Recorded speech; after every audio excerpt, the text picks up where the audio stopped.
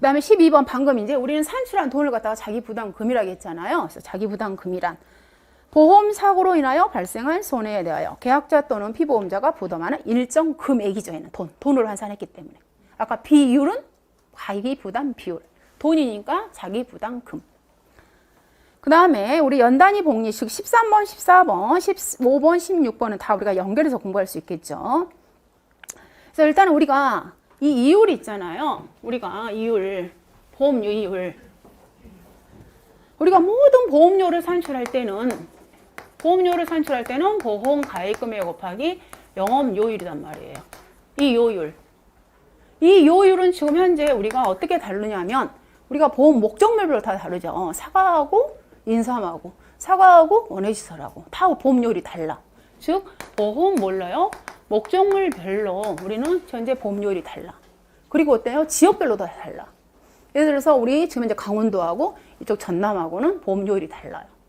즉 지역별로 다르잖아요. 우리가 권역별로. 지역별로도 다르단 말이에요. 그래서 우리가 지금 현재 1과목에서 여러분 1차에서 이 지역별은 행정구역 단위로도 우리가 요율을 산정할 수가 있고 또는 권역 단위로도 우리가 요율을 산정하고 있잖아요. 그래서 아무래도 사고가 높은 지역은 보험료율이 좀 더 높을 것이고 사고율이 좀 낮은 데는 보험료율이 낮단 말이에요. 그럼 이 보험료율, 이 영업료율은 누가 그렇게 고시를 하냐 이 말이에요. 봤을 때 당연히 뭐라고 나왔습니까? 거기에서 14번에 가보시면 일단은 우리가 가보시면 14번에 먼저 보험계약 대출 이율부터 정해봐요. 14번에 보험개발원이 공시하는 보험계약 대출 이율이란, 자 얘는 아까 방금 지금 이 이율하고는 달라요. 지금 현재 설명 영업료율하고는 얘하고는 다른데, 자 보험개발원이 공시하는 보험계약 대출 이율이란 보험개발원이 정기적으로 산출하여 공시하는 이율로서 회사가 보험금의 지급 또는 보험료의 환급을 지원하는 경우에 쓰인다 해서 일단은 거기에 키워드, 자 보험계약 대출 이율에 대해서 키워드를 봐봅니다. 자 당연히 어때요? 회사는 계약자한테 사고 접수를 했어. 그럼 보험금이 산정이 되었어요. 그러면 산정이 되면은 계약자한테 보험금을 며칠 이내에 줘야 되냐면 지금 현재 우리 약관에는 7일 이내에 계약자한테 보험금을 지급하게끔 되어 있잖아요. 근데 회사에서 어떤 사유로 인해서 7일 이내에 돈을 안 주고 뭐 한 20일 만에 줬다. 그러면 결론은 뭐예요? 보험금 지급이 뭐 한 거예요? 지연된 거죠. 그리고 자 중간에 계약자가 우리가 보험 계약을 해지할 수 있다고 그랬죠. 계약자는 중간에 보험 계약자는 해지할 수 있어. 그걸 갖다 우리는 뭐라고 표현했어요? 임의 해지라고 그랬죠. 즉 계약자가 보험 계약을 해지하는 거야.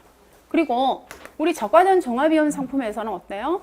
보험 가입 금액이 감액이 되면은 계약자한테 보험료를 환급시켜줘야 되잖아요. 그걸 갖다가 우리는 뭐라 하겠습니까?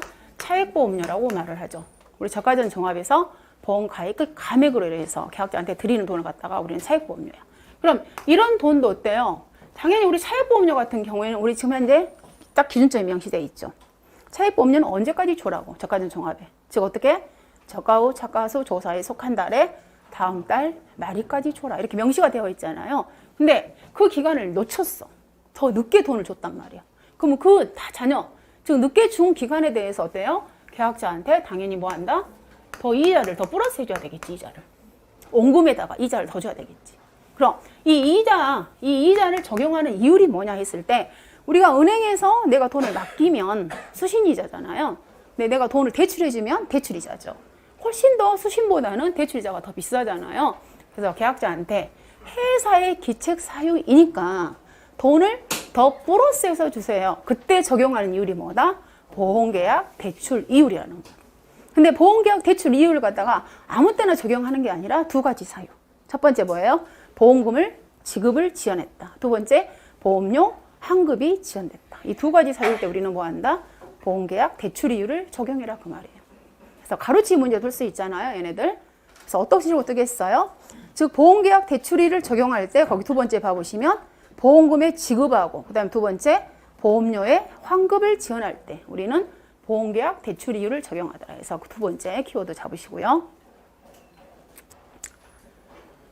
그 다음 연단위 복리라는 것은 우리 복리식이다 그 많이 배웠잖아요. 제가 은행에 100만 원을 정기 예금시켰습니다.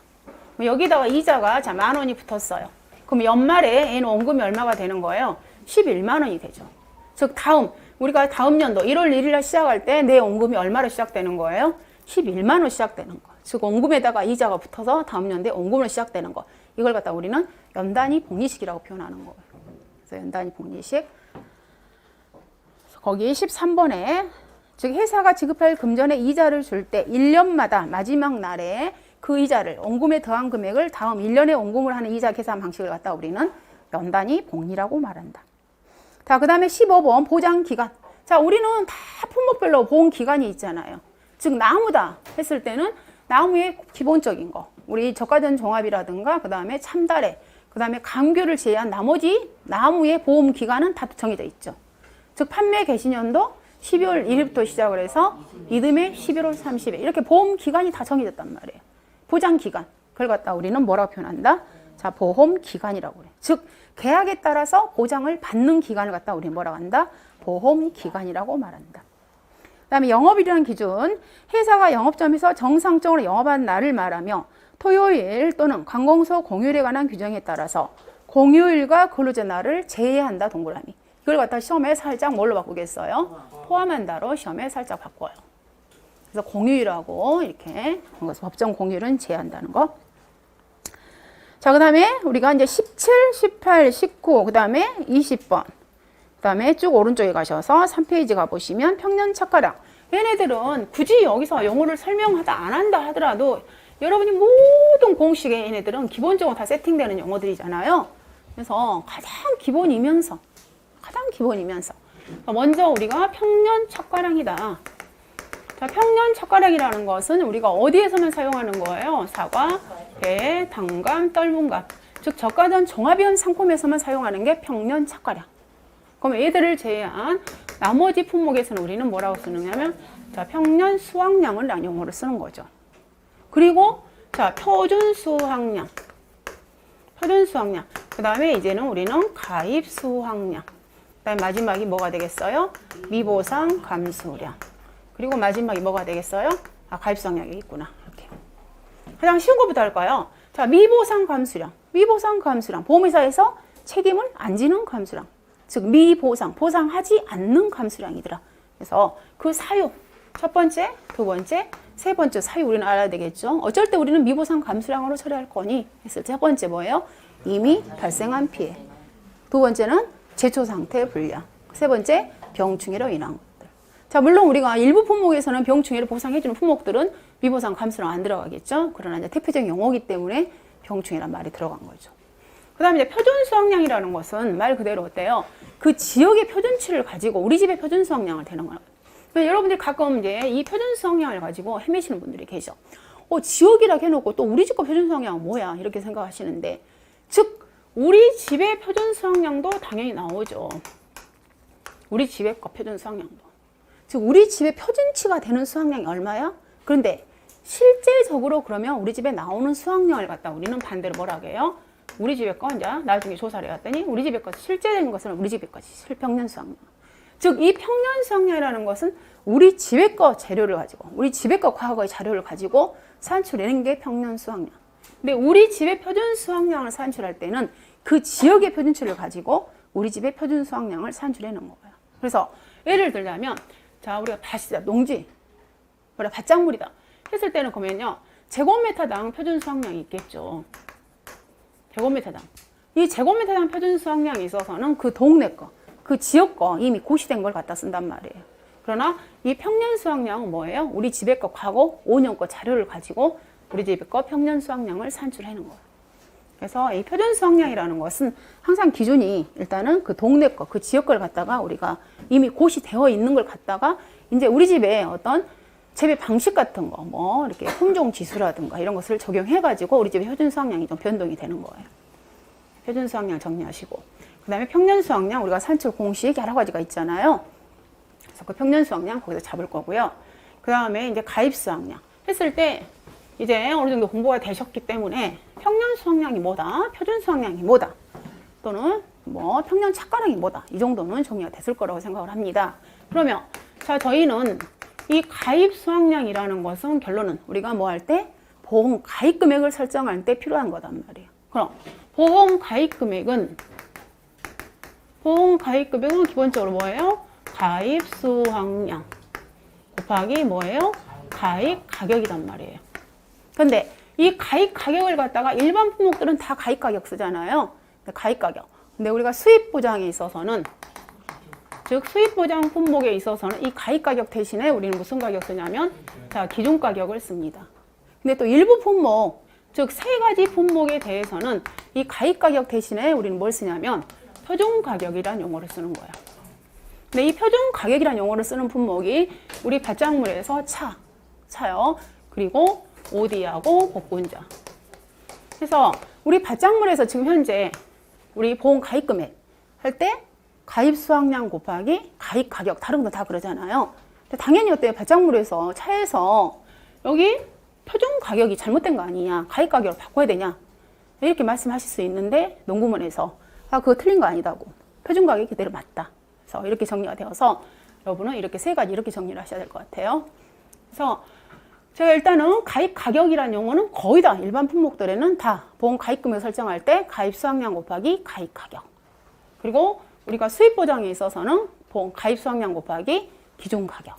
근데 세 가지 품목 차, OD, 복분자는 가입 수확량 곱하기 무슨 가격 쓴다고요?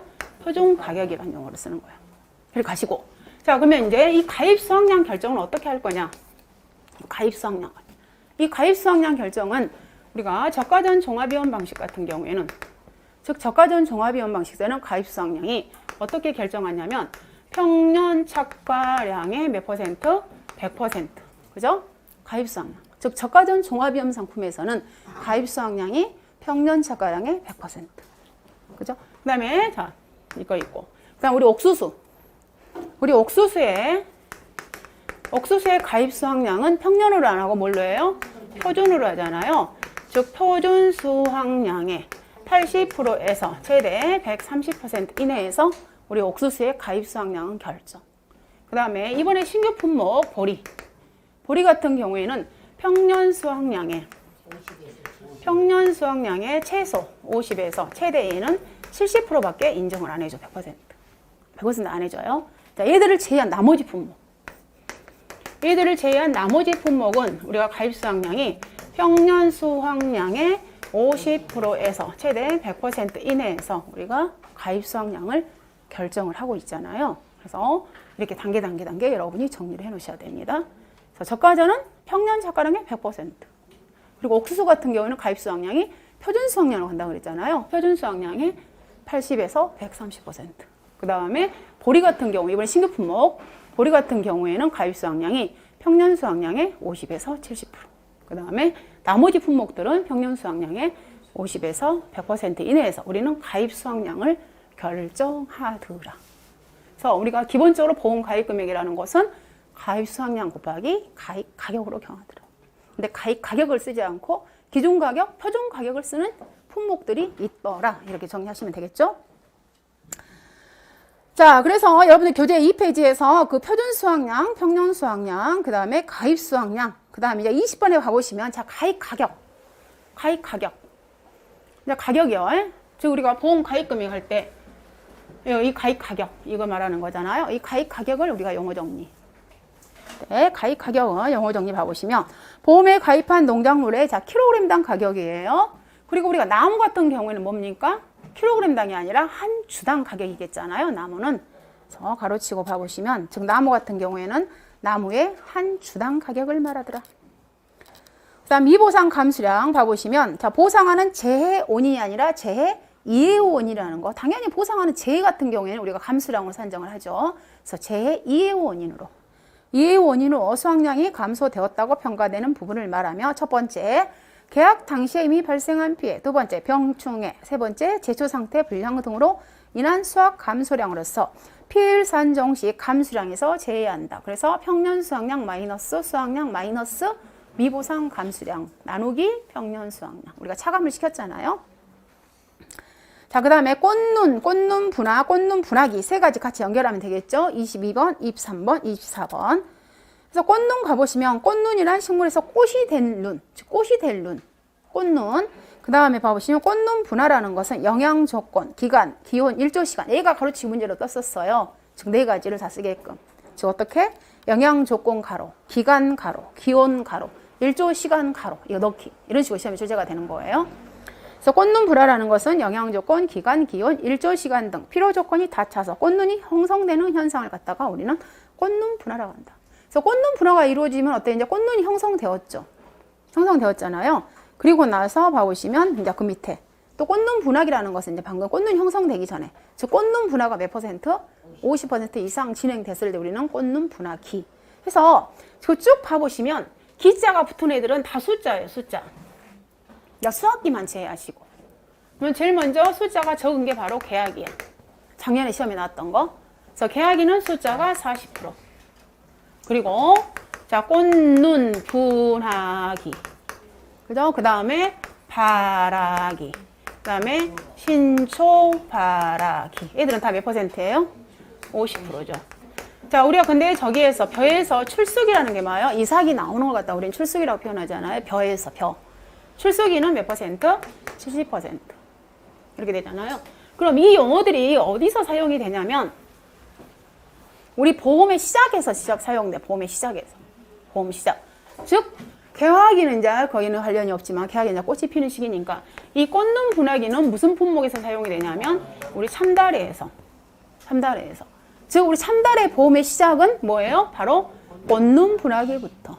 꽃눈 분화기부터 다음 연도 언제까지? 11월 30일까지. 그잖아요. 보험의 시작과 종기가. 그 다음에 이 발화기라는 용어를 사용하는 품목은 밤, 그 다음에 호두, 그 다음에 감귤. 발화기, 보험의 시작. 즉, 밤 같은 경우에는 발화기부터 해서 수확 종료 시점에서 10월 31일. 호두 같은 경우에는 보험 시기가 발화기부터 시작을 해서 언제까지? 수확 종료 시점인데 9월 30일. 자, 감귤 같은 경우에는 발화기부터 시작을 해서 언제? 11월 30일. 우리가 과실 손해보장 11월 30일. 그래서 기준점이 발화기. 즉 발화기로 시작되는 품목들이 밤, 호두, 감귤.